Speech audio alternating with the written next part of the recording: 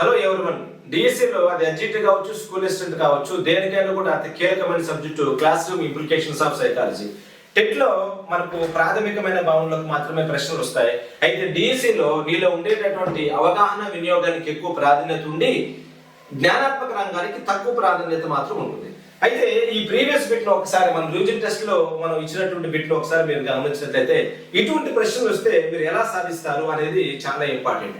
ప్రశ్నను ఒకసారి గమనిస్తే స్మృతి మరియు అభ్యసనానికి సంబంధించి ఈ క్రింది వాక్యాల్లో సరి అయినది ఏది అన్నాడు. అంటే కరెక్ట్ ఆన్సర్ మనం చెప్పగలగాలి. ఒకటి, అభ్యసనము స్మృతి పైన మాత్రమే ఆధారపడుతుంది.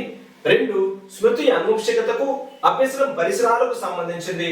మూడు, స్మృతి అభ్యసనము పరస్పర సంబంధమైనవి. నాలుగు, ఈ రెండింటిలో ఒకటి లేకుండా మరొకటి సంభవిస్తుంది అన్నాడు. ప్రశ్న మనకు కరెక్ట్ గానే ఇచ్చాడు. మనం ఈ నాలుగిట్లో అవసరమైన దాన్ని ఎన్నుకోవడమే ఇక్కడ నీలో ఉండేటటువంటి టాలెంట్. అన్ని మనకు దగ్గరగా ఉన్నట్టుగానే కనిపిస్తాయి. అయితే అందులో కరెక్ట్ గా ఏదైతే ఉందో దాన్ని మీరు తీసుకోవాలి. ఒకటి, అభ్యసనము స్మృతి పైన మాత్రమే ఆధారపడుతుంది అంటాడు. అంటే అభ్యసనము స్మృతి పైన మాత్రమే ఆధారపడుతుంది. స్టేట్మెంట్ మీరు బాగా అర్థం చేసుకోండి. అభ్యసనం జరిగిన తర్వాతనే స్మృతి ఏర్పడుతుంది, కానీ స్మృతి జరిగిన తర్వాత అభ్యసనం ఏర్పడదు కదా. అయితే దీన్ని బట్టి మనకి ఏమర్థం అవుతుంది? అభ్యసనము స్మృతి పైన ఆధారపడదు, స్మృతి అనేటటువంటిది అభ్యసనం పైన ఆధారపడుతుంది. స్టేట్మెంట్ తిప్పించి ఉండాలి, కానీ ఇలా ఇచ్చాడు కాబట్టి ఇది ఆన్సర్ కాదు, గుర్తుపెట్టుకోండి. ఎందుకంటే మనలో ఎంత బాగా అభ్యసనం జరిగితే దాని బట్టి స్మృతి ఆధారపడుతుంది.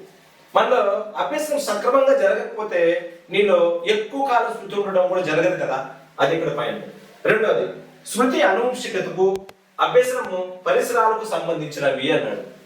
మరి స్మృతి అనువంశికతకు సంబంధించిందే కొంతవరకు మనం దాన్ని ఒప్పుకోవచ్చు.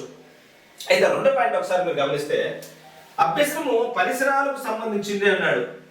మరి అభ్యసనము కేవలం పరిసరాలకు సంబంధించిందే కాదు, అభ్యసనము అనువంశికత కూడా సంబంధించింది. కాబట్టి ఈ రెండు ఉండాలి. కాబట్టి ఇది కూడా ఆన్సర్ కాదు. ఎంత లాజిక్ గా బిట్ ఇచ్చాడు ఒకసారి గమనించండి. మూడు, స్మృతి అభ్యసనము పరస్పర సంబంధమైనవి అన్నాడు. ఇది ఆన్సర్. ఎందుకంటే ఇది లేనప్పుడు వేరేది రావచ్చేమో, ఇది ఉన్నప్పుడు ఇదే ఆన్సర్ అవుతుంది. ఎందుకంటే స్మృతి అభ్యసనం రెండు పరస్పరమైనది. స్మృతి బాగా జరగాలంటే అభ్యసనం చాలా బలంగా ఉండాలి.